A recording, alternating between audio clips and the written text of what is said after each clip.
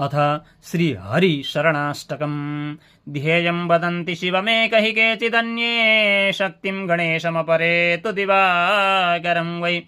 रूपैस्तुतैरपि बिभासि यतस्त्वमेव, तस्मात् त्वमेव शरणं मम दीनबन्धो।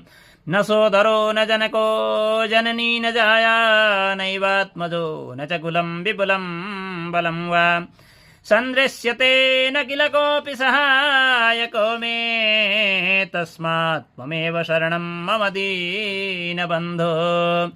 नोपाशिता मदमपास्य मया महान्तः, तीर्थानि चास्तिक धिया न हि सेवितानि।